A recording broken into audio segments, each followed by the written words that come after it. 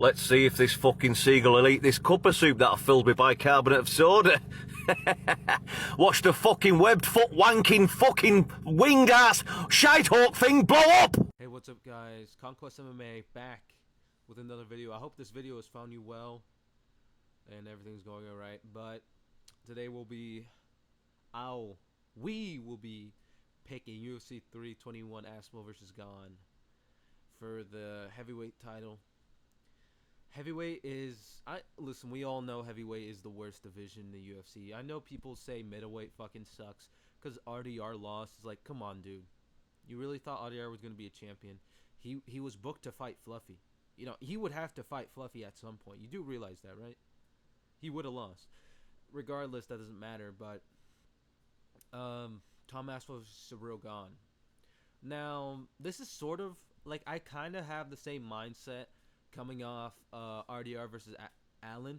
Now, I did think RDR was going to win that fight, but I thought people were massively underrating Allen. I thought people always try to make me feel dumb for thinking Allen's like actually really fucking good as a fighter, but now everyone knows. And it's sort of thing like Gane has the tools. I don't know if he has the tools to win against Aspinall. Gane is a very good grappler. Very good, but he does some fucking stupid fucking shit. He held on to the Kimura for way too long against Volkov, but basically stalled against that fight. He fucking jumps guillotines. It's like, what is this man doing? What are they doing in France? Like, Gane should have left that French gym that he trains out of with that scammer manager. Like, please let me know in the comments what that guy's name is. But that guy's like, that guy's probably, I think that guy's a scumbag. I think Amavov and Ngannou used to train in that gym, but they left. And since they left, there's a noticeable improvement in their careers. But Gane, his loyalty, his, I don't know, nonchalantness is kind of costing his career. He lost against Volkov. I don't think that's debatable. We all know Volkov won that fight. And the third fight, nothing really happened, but Volkov did way more visible effort to do something, while Gane was content holding a fucking Kimura that was not threatening. That was not a submission attempt. It was maybe for like 5 seconds, but then he just held on to his wrist. And, you know, I picked Volkov in that fight because I'm a believer in Volkov. I've been here, man. I fucking been here. I'm a Volkov glazer. He's like 37. He's getting better. But he did have he's mixing it up. People, whatever. I'll talk about Volkov. He's on this card too. I'll talk about him later. Aspinall, notorious finisher, fucking brutalizes guys. He hits them once and they just topple over. Now, he has there's like a power scale on guys who have one-shot power. I personally think one-shot power is if you land on a guy clean, they're going limp. They're going limp, and you don't need ground and pound to get the fight called. Guys like Ilya, you know, like guys like Josh Emmett. Like if Josh Emmett hits you dead on the chin with his overhand right, you are gonna be knocked out. Like there's like no recovery process.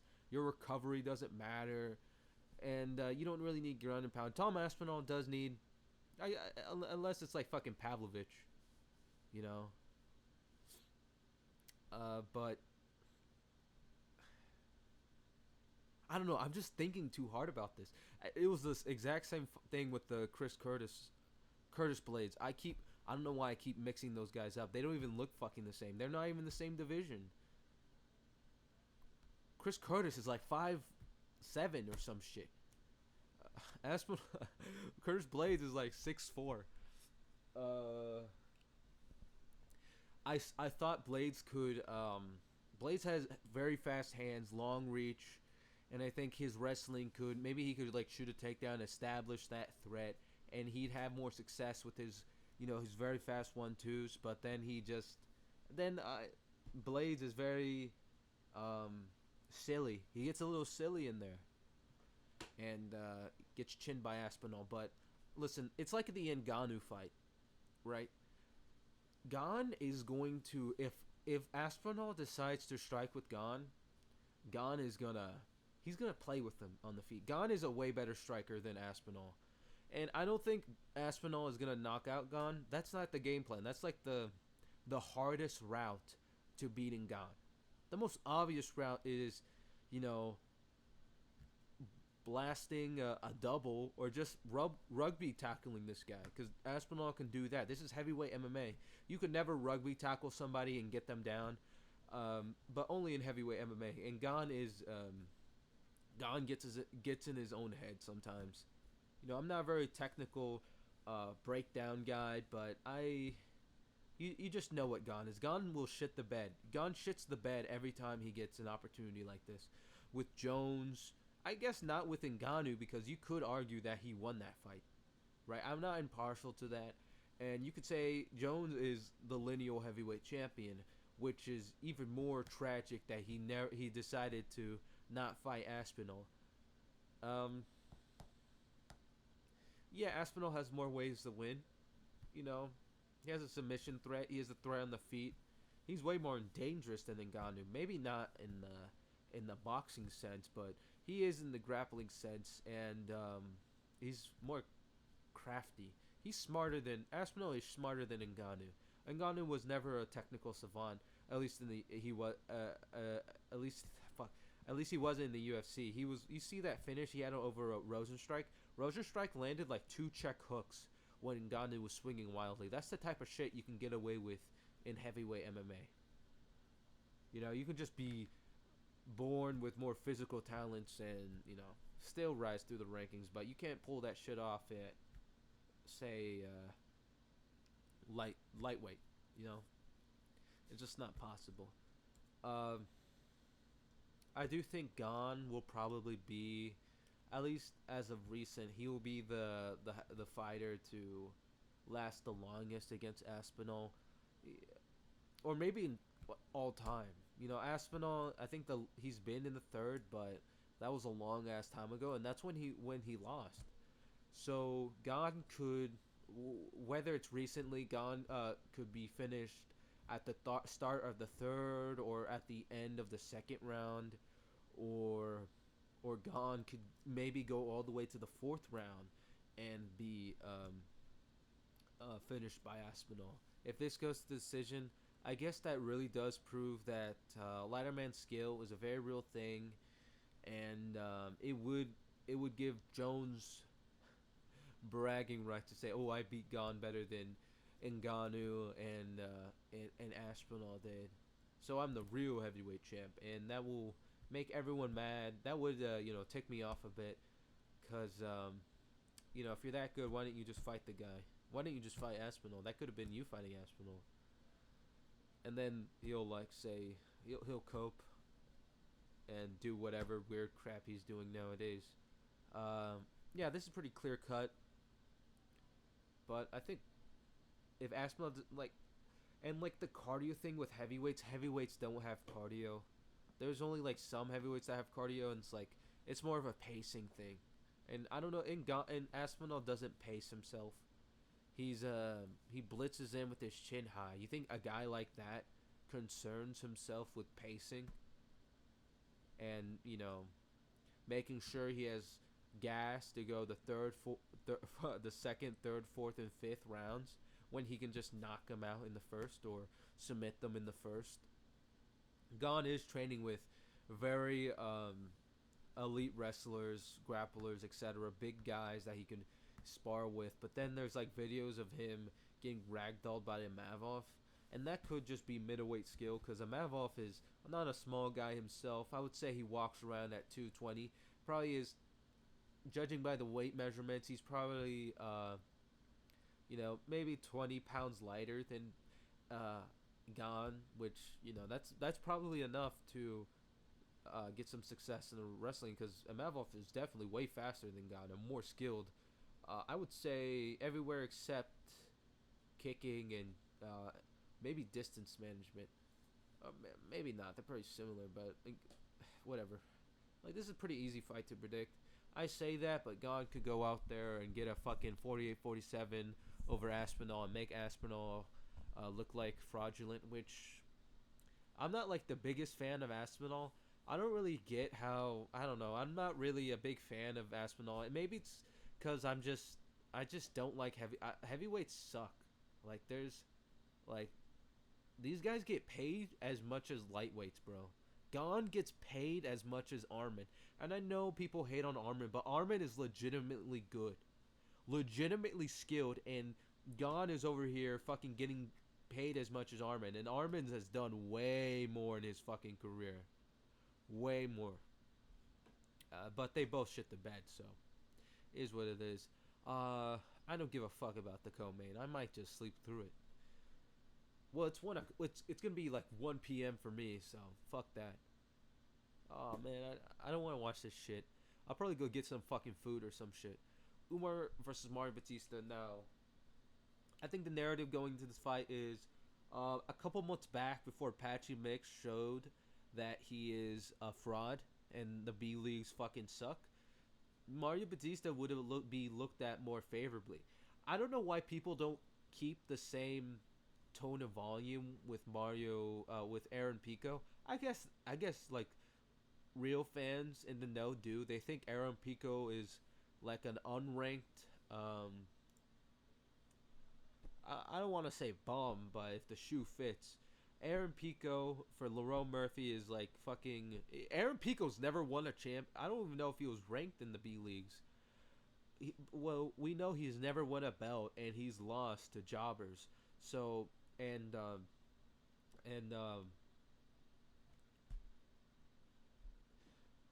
fucking Patchy Mix was the can crusher of the B leagues. People used to say that he would beat every top five, like he could run through Piotr Jan, that and that type of thing. And now we get to know that they find the B leagues for a reason. There's a reason why they're in the B leagues. There's a reason why they don't sign with the UFC, and we can all take something away from that. That being said, Umar is he's going to style on Mario Batista, probably finish him. Take him down. He has pretty good takedown entries. I think a lot of people make fun of Umar because he's like a Dagestani, and we don't like Dagestanis. And I think people don't really. There's some fans who, are bad actors, and they give us a bad name of the like legitimate Dagestani haters. I'm not a Dagestani hater. I just don't like the privilege they get in the sport of MMA, and it's not even like a Dagestani thing. It's more of a Nurmagomedov type of thing. It's like more if you have like a last name of Nurmagomedov, you get favored heavily. You get to fight in your backyard. As in example, right now, Umar is fighting in his backyard in the UAE. Right? He's coming off a loss. Right? They're not gonna make him headline a fucking fight night in Chicago. You know what I mean? But they're trying to push him back to the title, and it's not hard to see why. There's no contenders. They got fucking Marab is gonna have to fight guys twice now, multiple times. And I think bantamweight is maybe the most overrated division because it's like how lightweight was. Well, no one can break into the old guard. No one can. And Umar is possibly he is a future champion. Mario Batista is not gonna break into it like Montel Jackson couldn't, like how Marcus McGee couldn't. Even though those guys are like top 15 jobbers and not jobbers, I'm sorry, but top 15 guys, and Mario Batista is top 10, coming off a win over an unranked guy, and before that are fucking got gifted a decision in Rio. I don't know how that is possible. They just didn't give that to Jose Aldo, but I can see why, because Jose Aldo, he can't for the life of him learn I don't know why he doesn't drill getting himself off the fence. That's happened multiple times in his career, and I'm sick of people getting mad at Mario Batista for something that's repeatedly happened in Jose Aldo's career. He should be prepared for that, to be held against the fence, because that's the easiest way to beat you. That rant being said, yeah, Umar by decision. It's a 3-rounder. There's no Umar doesn't have a cardio problem, dude. It's like saying everyone who fights Merab has a cardio problem. It's not a cardio problem. It's just Merab is built different. He's on that fucking EPO, dude. On that EPO. Listen, with Fluffy, for Fluffy, it's because Fluffy is the smallest ranked middleweight.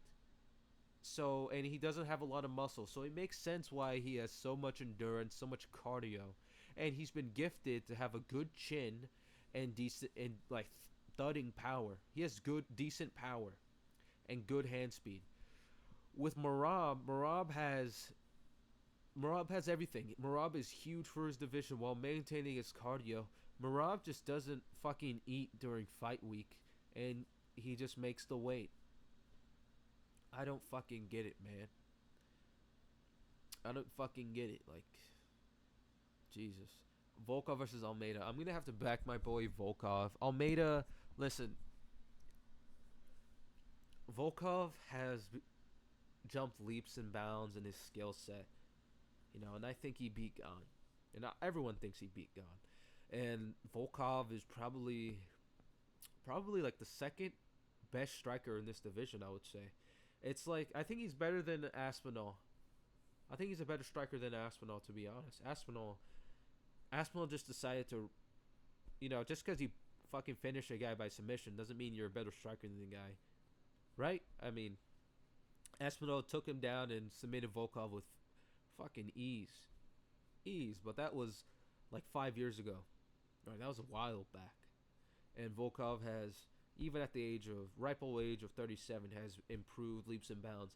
And I don't feel comfortable in picking a guy in Jolton Almeida who clearly isn't comfortable with getting hit in the face. Listen, I don't trust 10 men, and I will never trust 10 men. I will never trust a fighter who just doesn't like getting hit in the face. You have to some degree not mind it. You have to be unfazed. That can't break you, man. That can't break you. Now, the first round from Almeida is going to be extremely dominant. It's probably going to be remind you of like the last fight night main event. You know, RDR versus Allen. What RDR fucking swept Allen in the first round. Low diffed him. But then Volkov's going to come back and rally back against Almeida. And Almeida's not a bad pick. I like Almeida. Like, I stopped hating on him after he's knocked out Spivak or submitted him, whatever he fucking did. But Almeida has good striking. He has a background in boxing. He's a former light heavyweight. He has the lighter man skill. He weighs 235. He's probably going to be weighing 240 when he fights. He can still make light heavyweight, and you're looking against Volkov. But Almeida does have the skill set, the style to topple over a tall, lanky guy like Volkov. But Volkov is actually a good heavyweight. Like, he's one of the few heavyweights that I can look at and say, this guy is, like, legitimate. Like, I won't say he's, like, a bad fighter. I would say he's, like, pretty good, actually. I think he'd, like, be very dominant in the older eras of heavyweight. Rakic versus Mirzakhanov. Sorry, my bad. Mirzakhanov, my bad. I completely botched that. I'm going to pick the professional. Rakic hasn't won in 4 years. Rakic is, like, probably, like, the second or the biggest light heavyweight on the roster. He's fucking huge. But he's just built like that for nothing. You know, respectfully. He can't for the life of him win. He was doing good against Yuri until he lost. But when he fought Big Ank, he wanted nothing to do with Big Ank's boxing. He just fought to not lose.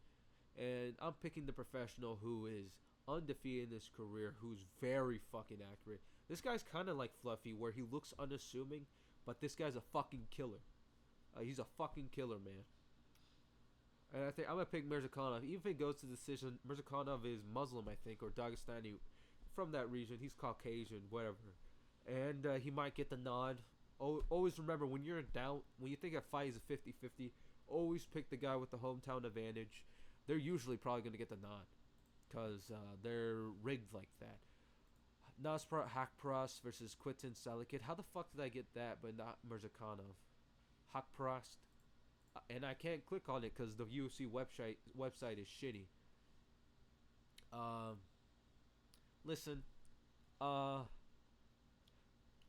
Salikid, is getting hype because he beat an Indian and Israeli in his last two bouts, and to be honest, those countries do not produce great fighters. They don't really have the MMA institutions to even do so. They would have to like move to America or like the UK or some other country that has like an actual MMA foundation.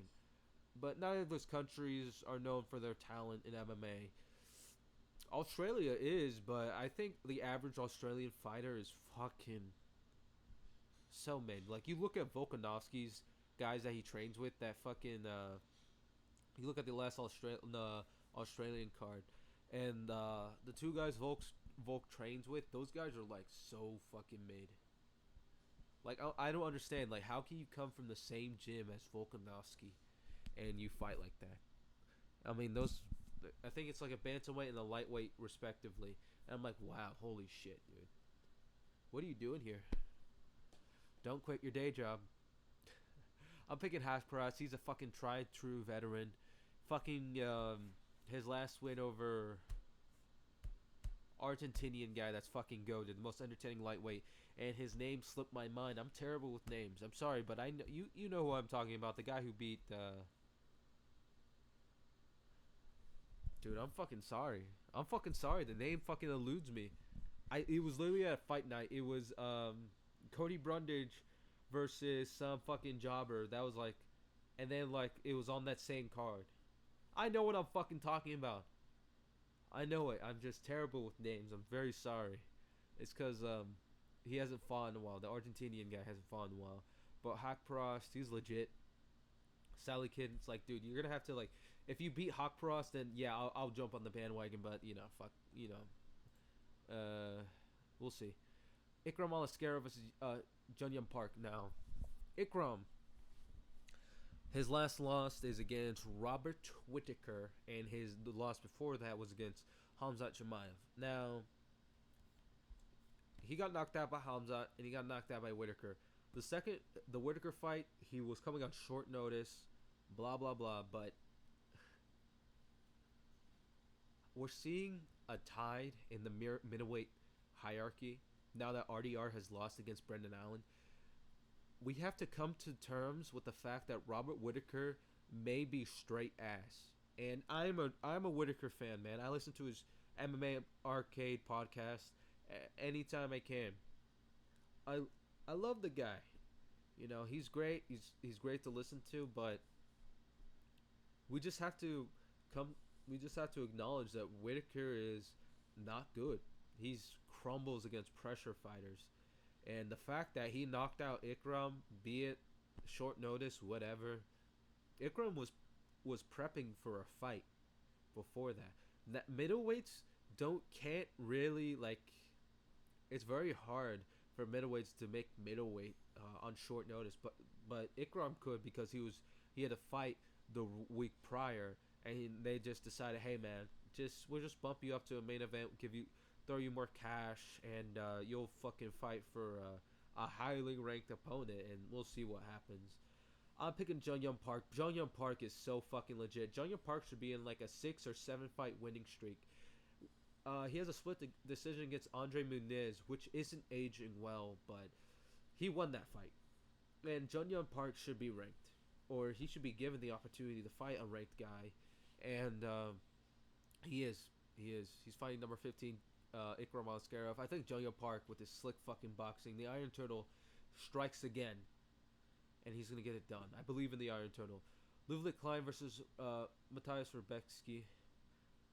I'm picking Ludwig Klein. Rebecki had a fucking war with Chris Duncan, and he's turning around way too fucking fast. I think Klein he may just finish Rebecki. Like, dude, you need some time to recover from that fucking war you went through. That was such a good fucking fight. Guys like fucking Manel Cap and fucking Muhammad that flyweight that fuck. I'm terrible with names. I'm sorry. It's like Muhammad Manel Cap lost against that English Dagestani flyweight, and then he got cut immediately after because he's boring and he causes too much trouble for the UFC. And now he just spends his free time begging to be let back into UFC while fighting jobbers in the C leagues. Um, but you know, guys like that, they fucking hate each other, but then they have like pitter pat wars while pulling each other's shorts down. And then Rebecki is fucking going to war with guys he probably sees every other good day. So that has my respect, but I think Klein is gonna win because Jesus Christ, dude, you need time to recover. And look at this. Look at the reach differential. There's like a half a foot. That's crazy. 5'7", but he has long ass limbs. Yeah, Klein. Abdul Karim Al Zawadi versus Matthias Camillo. What is this?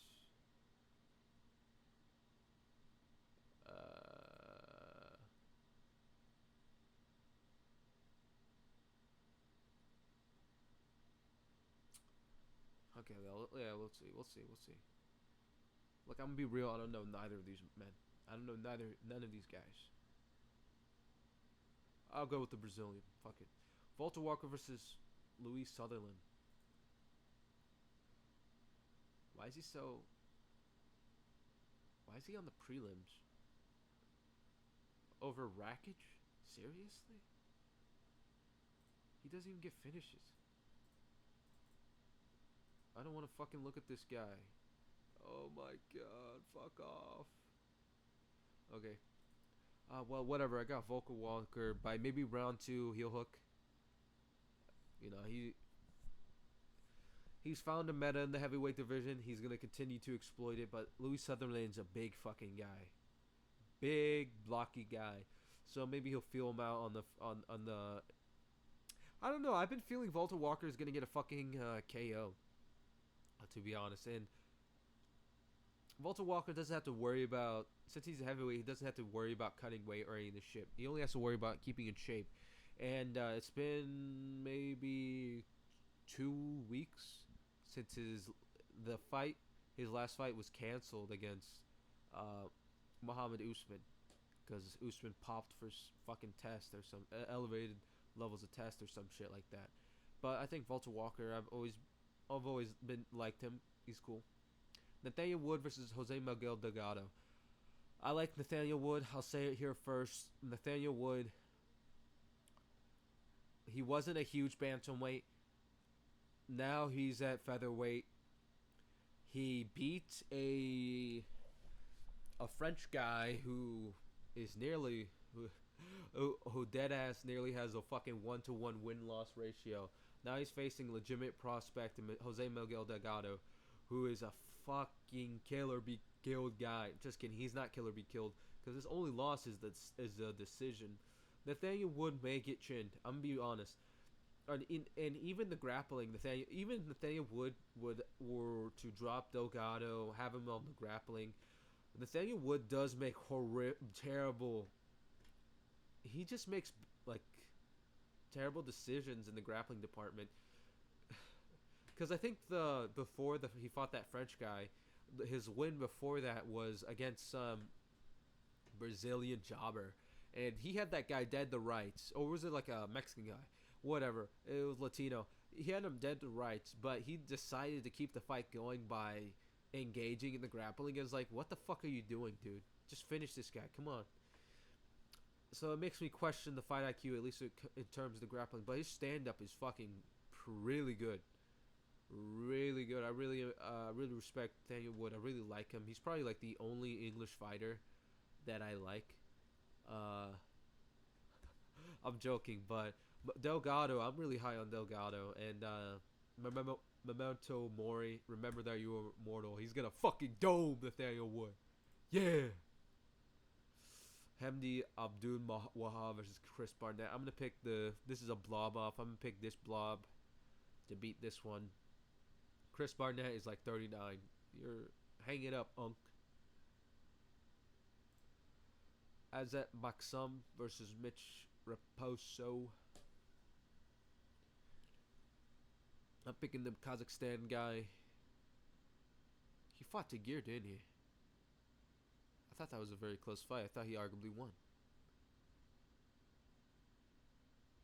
He did really fucking good against Tagir. I think he's gonna get a sub finish over Mitch Raposo. He might do very good. And what the fuck was that? I don't give a fuck. Anyway, that's it for my picks for today, guys. And now I'm gonna be talking about more not personal, but things regarding the channel. Well, not really. I don't really have anything to say. Yeah, that's it for this video. I'll see you in the recap, or if I decide to upload something else.